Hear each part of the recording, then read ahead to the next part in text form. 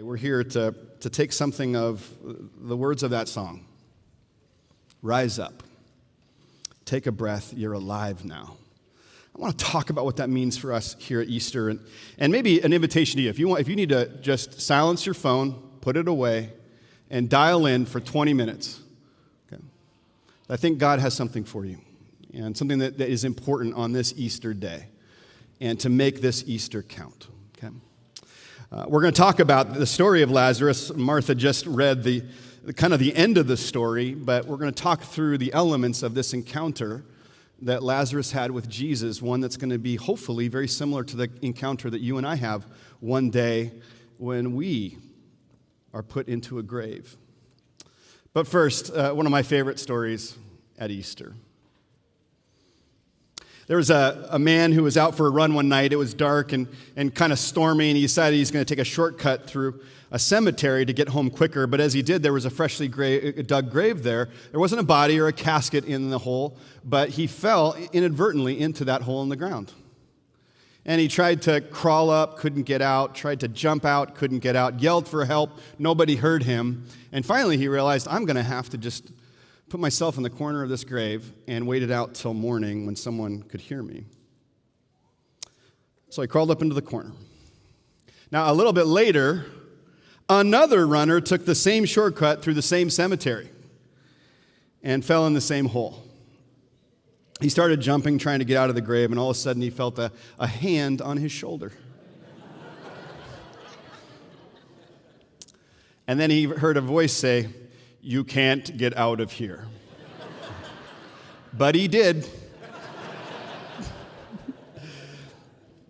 If you didn't figure that out, someone's going to share it with you after service, okay?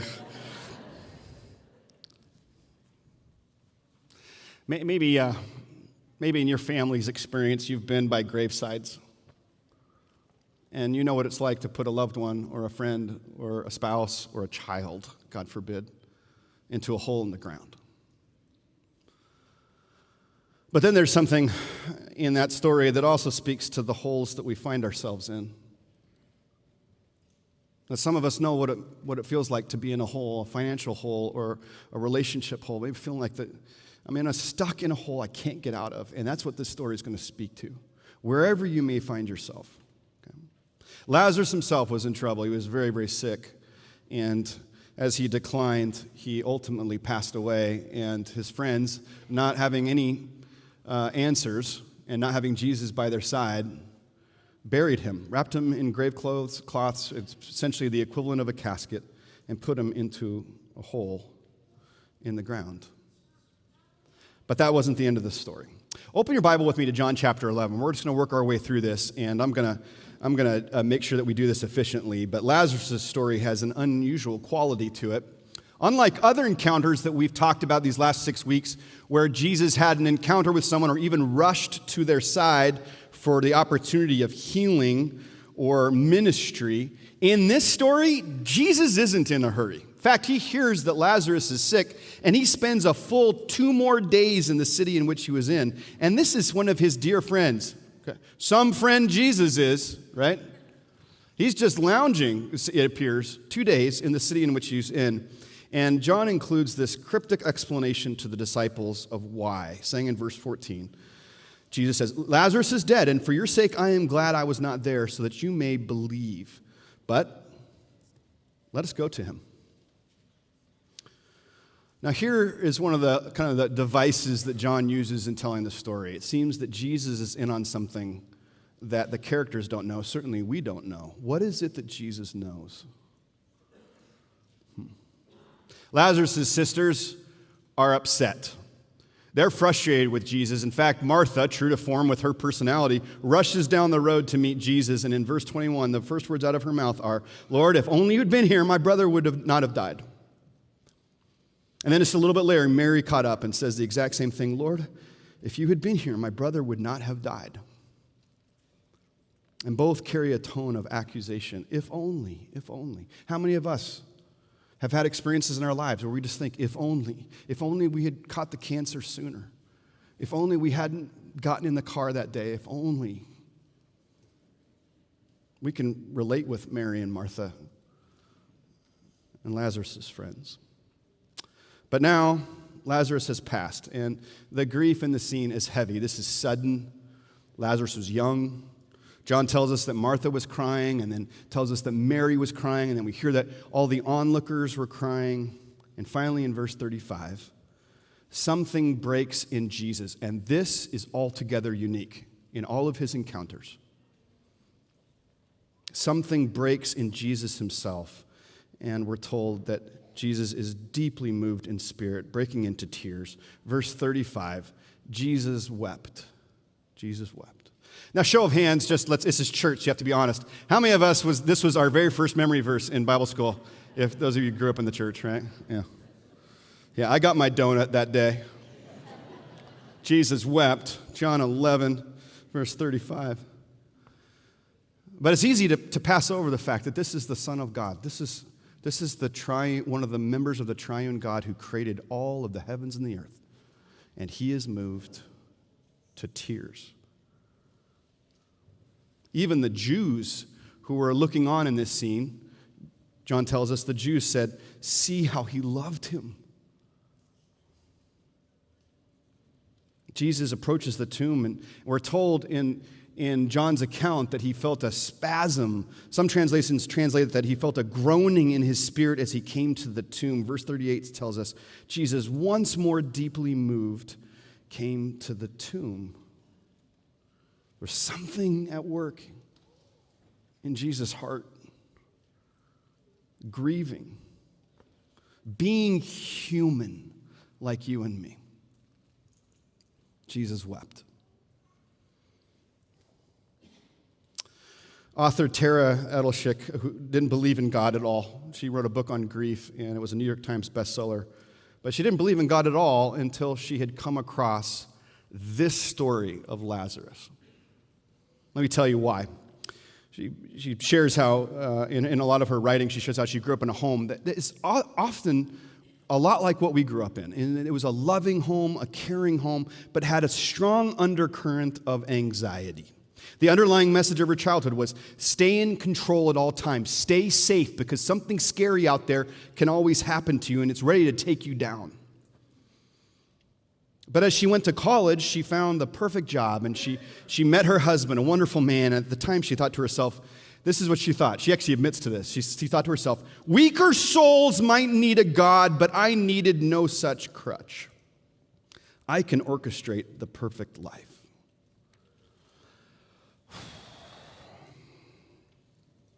That belief was obliterated when her husband died from complications during a routine surgery.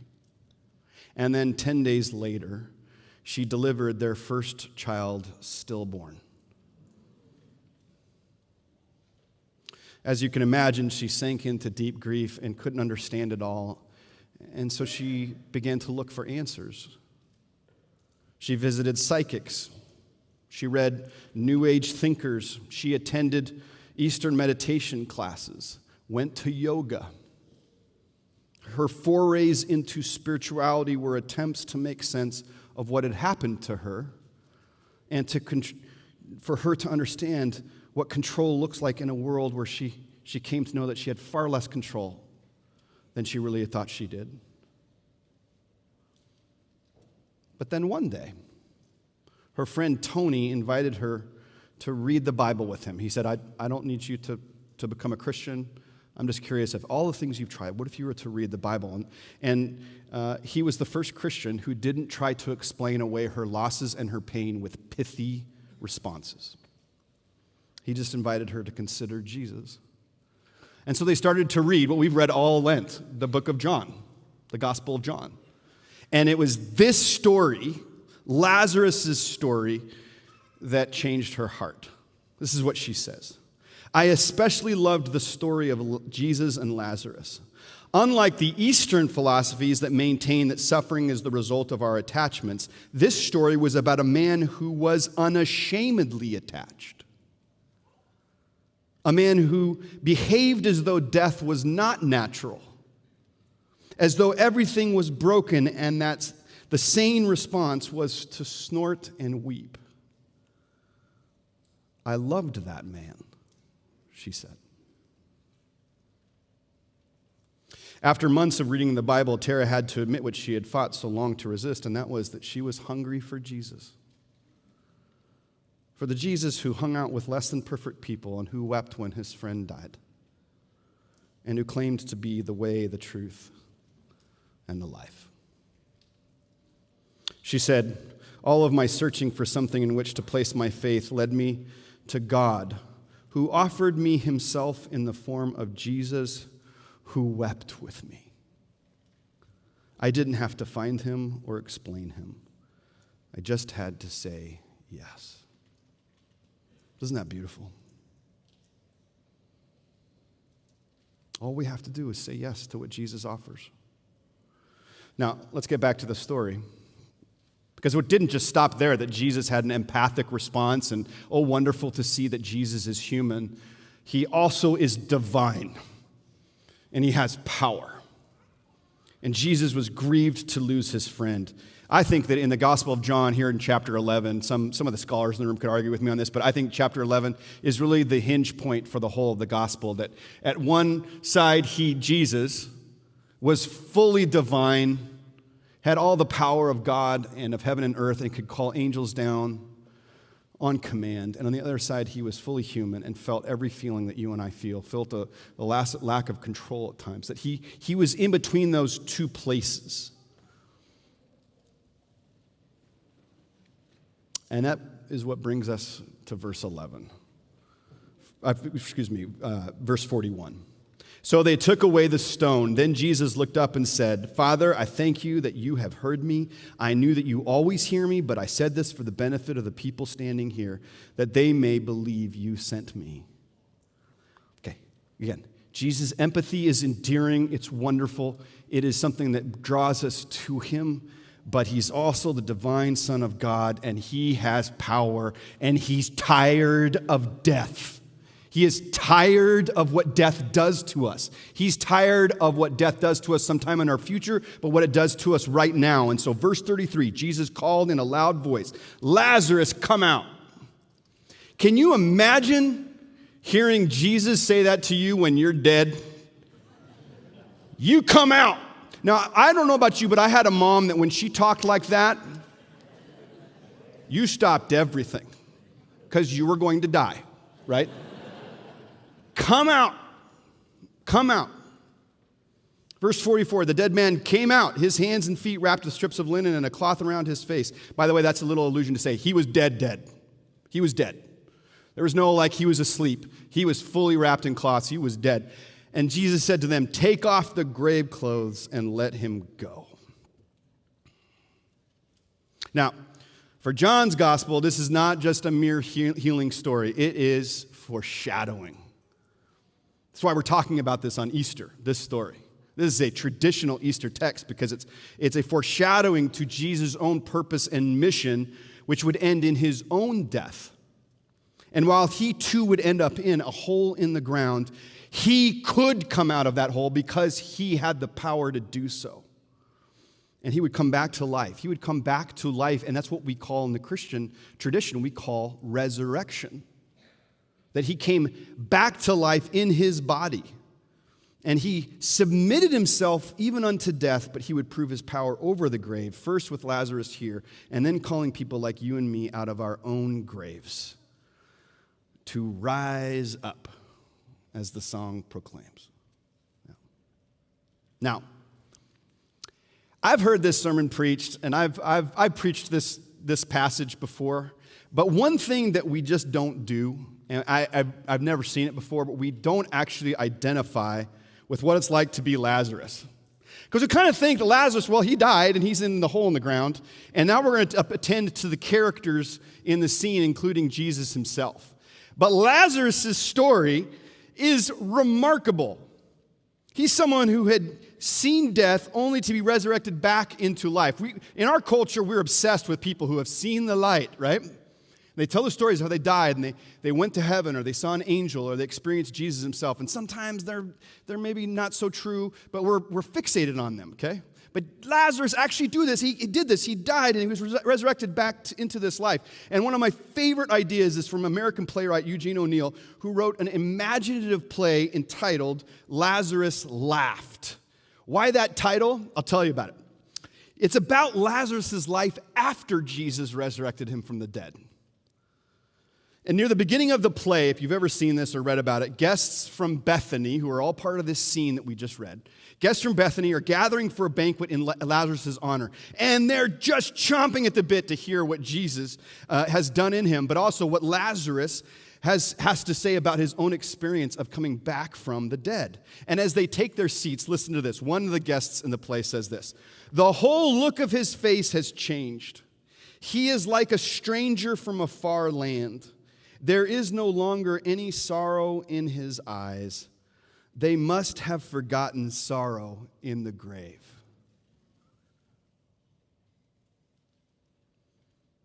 Another guest who had helped roll the tombstone aside in this storytelling recalls the scene after Jesus raised Lazarus from the dead in even more beautiful terms. The character says this: "And then Lazarus knelt and kissed Jesus' feet, and both of them smiled. And Jesus blessed him and called him my brother, and went away. And Lazarus, looking after him," this is where the title comes in, "began to laugh softly like a man in love with God. Such a laugh I have never heard. It made my ears drunk. It was like wine. And though I was half dead with fright, I found myself laughing too." I love that. Lazarus laughing. As if in this imaginative storytelling, as if Lazarus would wink at Jesus, sharing the secret that it is so good. It is so good what's coming. And it's a nod to how wonderful heaven will be. Some of us, one of the holes in the ground that we get stuck in is that there are awful things that happen to us in this life. Some of us have lost our Lazaruses. We've lost loved ones. We've lost spouses. We've lost parents. Or God forbid, we've lost children. And sometimes we get stuck in that hole in the ground and we actually start defining reality as if life, all of life, or all of what God intends is surrounded by grave tending. And we cater to our grief and our bitternesses, and it keeps us from seeing God because we actually make a home in that grave. We get very comfortable sitting in the corner of that hole in the ground. And what Easter invites us to remember and calls us out of is Jesus saying, "Come out of there. Get out." That's not what it's going to be like. I know life is hard. I'm weeping with you, but it is so good what's going to come in the future. What awaits us is so good that if we experienced it and came back into our earthly lives, we could not hold sorrow in our eyes, according to O'Neill. Now, let me bring this home so that this Easter can matter to you, because I want it to matter to you. I don't want to just tell sentimental stories and then go on to our Easter egg hunts or our brunches and not actually consider some weighty spiritual things. So, will you listen in for the last thrust here? Yeah. Thank you. Lazarus' story gives not only a preview of Jesus' future, but of ours too. All of us live our lives in the in-between time when we endure the hard realities of life. But in this story, Jesus wasn't undoing one person's suffering and death. He was undoing yours and mine too.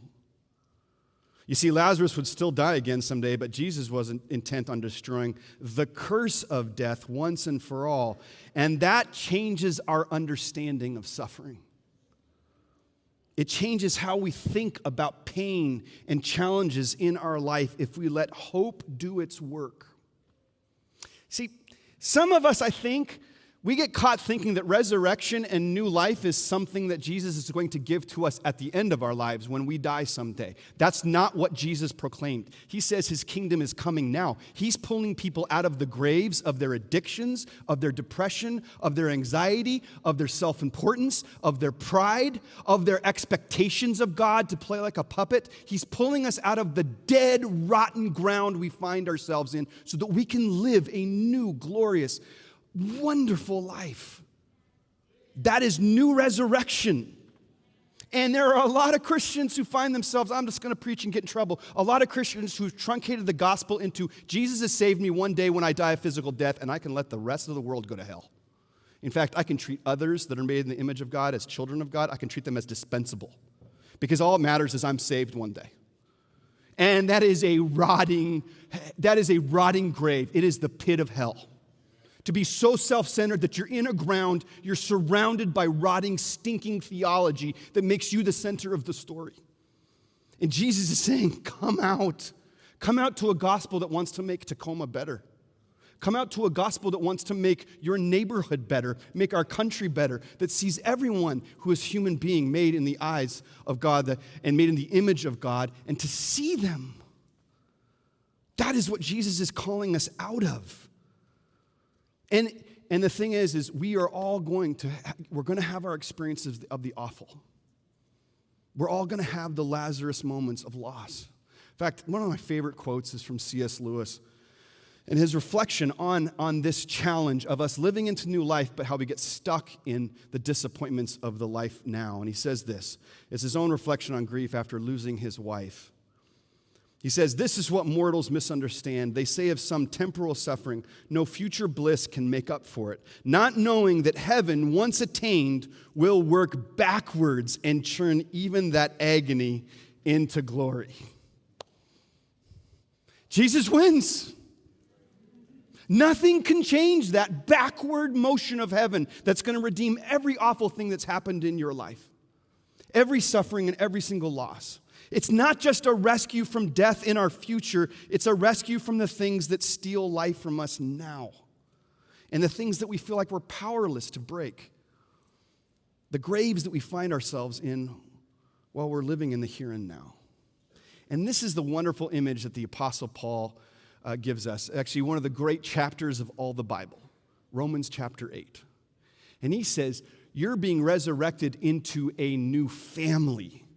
You are adopted children, he says. Verse 15 of chapter 8, he says, this resurrection life you receive from God is not a timid grave-tending life. It's not about sticking around in that hole in the ground.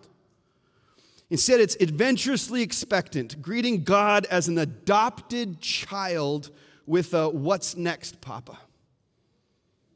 God's Spirit touches our spirits and confirms who we really are. We know who He is, and we know who we are, Father and children, and we know we're going to get what's coming to us, an unbelievable inheritance. Do you believe it? Yes. Amen. You are an adopted child. And Easter invites us to stop acting like runaways. Adopted children. One of the great obstacles, I think, in the spiritual life is we think, why would God choose me? In fact, there's a powerful image about adoption. I have close friends who've adopted children, and one of the hardest parts of adoption is filling out the questionnaire where you have to kind of put your personal information in, and then you have to answer questions that many of us don't even realize are a part of adoption. You have to answer questions like, what kind of disabilities would you be comfortable living with in a child? Would you be okay with a kid who's paralyzed?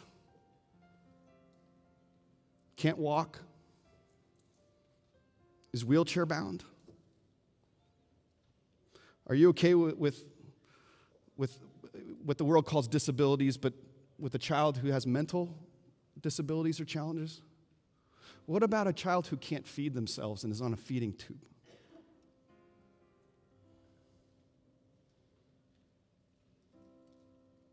Are you okay if they can't function like other kids? They're not able to learn, or they don't have the cognitive abilities. Are those things that you're all right with? And of course, adopted families that go through that are wrecked because they realize that most people aren't willing to choose disabled kids. Who's going to choose them? And here's where Easter lands and is heavy. Is that God looks at you as disabled as you are, knowing your story and all of your issues, all of your past. He says, I will take her, the one who is starving herself and hates looking at her body in the mirror. And I will take him who keeps going back to pornography like a dog to vomit, the Proverbs say. Or I'll take the one who thinks too much of themselves. I'll take the one who's insecure and thinks too little of themselves. I'll take the one who's enslaved to addiction or selfishness. I'll take the one who's ugly on the inside. He says, no disability is going to keep me from pulling you out of the grave. And I'm choosing you. There's no disqualifier, no hole too deep. I can save them. And Jesus' power is enough to save you.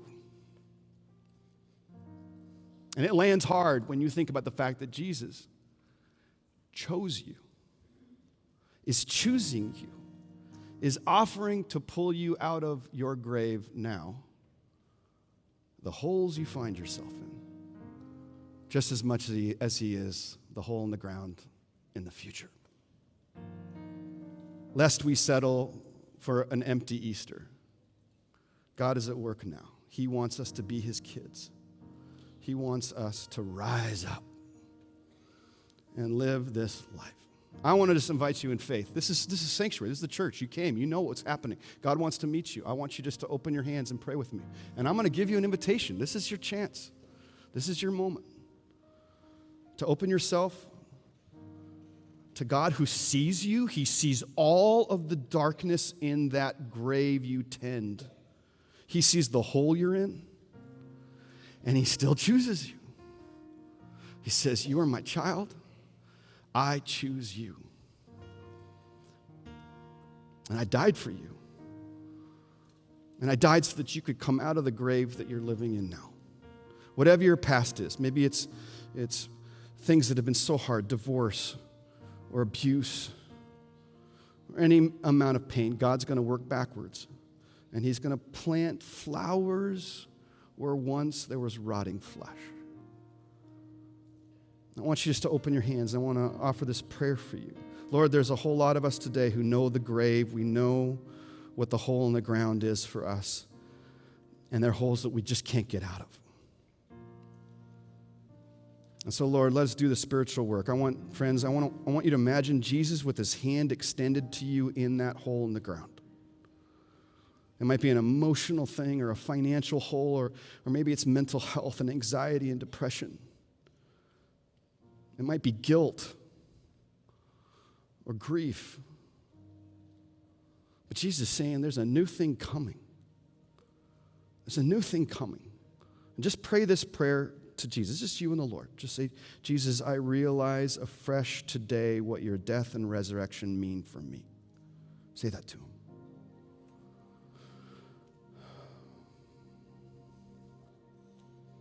And say this to the Lord. Say, Jesus, please forgive me. I welcome your hand. And I ask for your rescue. Help take off these grave clothes that I've been living in. A script from my past or the ugliness of my decisions.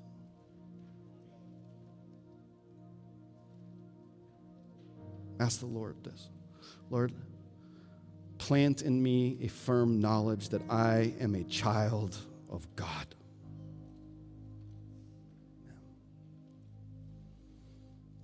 Jesus, thank you that you rescue. And in faith, we make those prayers desiring for you to pull us out of the grave. And we pray this in the hope of heaven, the hope of Easter, resurrection, today and in our future. And all God's people said, amen.